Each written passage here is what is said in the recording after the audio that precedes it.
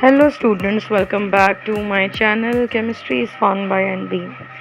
Today we are going to study about electrochemistry, which is the 7th unit of chemistry class 9's book, and here we are going to solve the review exercise question number 9. So the question comprises of two parts. The first half shows the definition for the oxidizing and reducing agents. Now let's see what are these agents. Oxidizing agent is basically a reactant in which there is an element which is capable to reduce the other element. It means oxidizing agent is the one which has the ability to oxidize the other element in the reaction, and itself it is always reduced. Now I am going to explain this in Urdu as well. Oxidising agent का मतलब है कोई ऐसा reactant जो आपके किसी भी redox reaction के अंदर, जैसे नॉर्मल रिएक्शन होते हैं, एक ऑक्सीडेशन होती है, एक रिडक्शन होगी।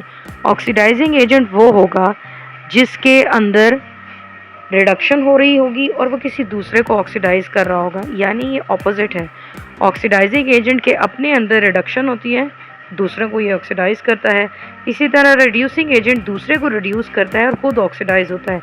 यानी हर वो चीज़ जिसमें ऑक्सीडेशन हो रही होगी वो बजाते खुद एक रिड्यूसिंग एजेंट होगा, और जिसमें रिडक्शन हो रही होगी वो एक रिड्यूसिंग एजेंट होगा।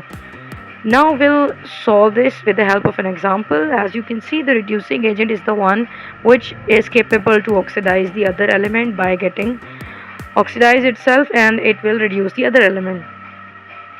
The example given is the simplest one, 2NaCl, and will produce 2NaCl.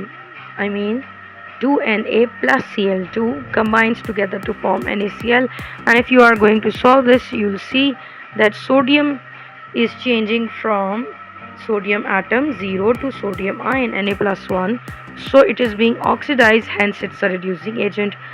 And while the other one, the chlorine, it is oxidizing agent because it is elemental form in the reactant. It is 0 and it is changing into -1, so its oxidation state is decreasing, hence we can say that it's a reducing agent. Now we'll see the second part of the question, then you can understand better what am I saying. Now let's see the equation number 1. H2S plus Cl2, it gives us 2HCl and sulfur. Okay, now let me zoom in this for you so you can have a better look. Okay, now let's see. The very first thing is to assign the oxidation states to all the elements which are present in the equation. H2S is the first compound. Because it is not in free state, it is bound. इसने bond बनाया हुआ है आपस में hydrogen और sulphur ने, तो इसकी ऑक्सीडेशन स्टेट होगी। आप इसमें ऑक्सीडेशन स्टेट लिखें, जैसे hydrogen it belongs to group 1, it is always +1, तो इसके ऊपर स्टेट आएगी +1। सल्फर के ऊपर स्टेट आएगी -2, क्योंकि हाइड्रोजन के 2 एटम हैं और +1 से मल्टीप्लाई होने के बाद ओवरऑल आंसर आता है +2.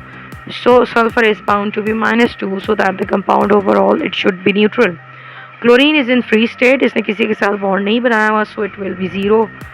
HCl stoichiometric value is 2. You are going to neglect this value. आपको इससे कोई गर्ज नहीं होना चाहिए कितने मोल्स हैं, आप सिर्फ HCl को देखेंगे.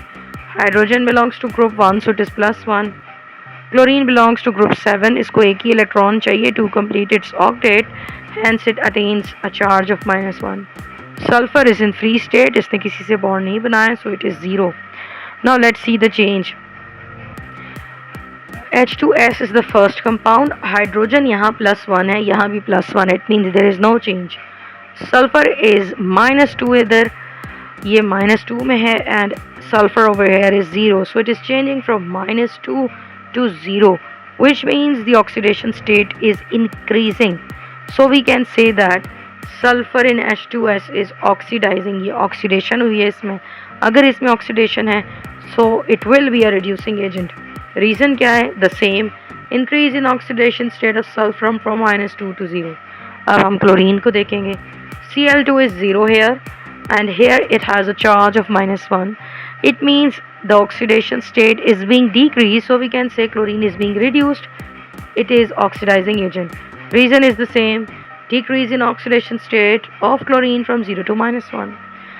सो ये इक्वेशंस आपके बिल्कुल वैसे ही हैं जैसे हमने पहले सॉल्व किया था कि आप ऑक्सीडेशन और रिडक्शन को आइडेंटिफाई किया करते थे। यहाँ भी वही चीज़ है, सेम रीज़न है, सिर्फ एक वर्ड आप इसमें एक्स्ट्रा ऐड कर रहे हैं ऑक्सीडाइजिंग एजेंट और रिड्यूसिंग एजेंट का, और वो इसका ऑपोजिट है। जहाँ रिडक्शन होगी वो ऑक्सीडाइजिंग एजेंट होगा और जहाँ ऑक्सीडेशन होगी वो रिड्यूसिंग एजेंट होगा।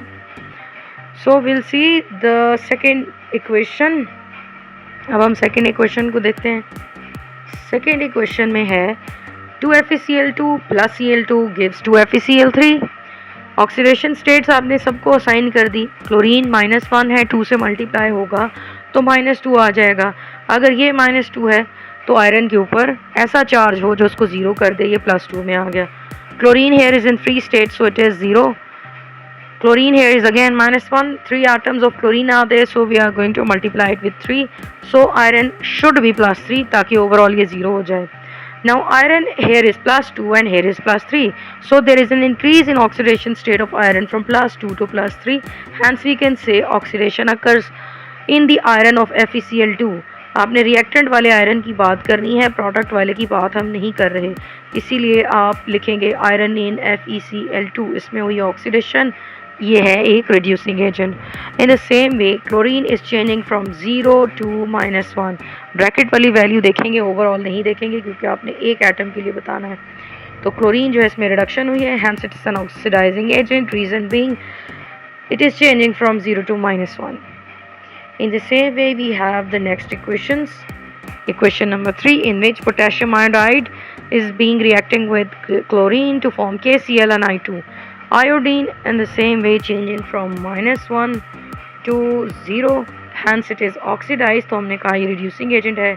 Chlorine is changing from 0 to -1, so we can say the decrease in oxidation state occurs, so it is reduction and it's oxidizing agent.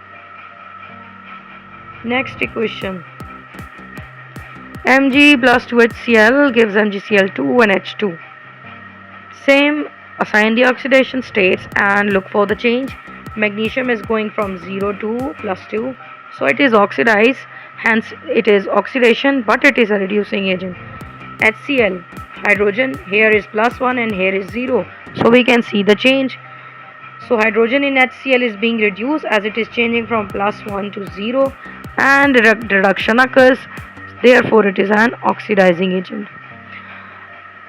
Now we have the next exercise, question number 10, which is the same as this, but we'll solve this in our upcoming lecture. So this is all for today. Subscribe my channel to get the latest updates regarding the new lectures.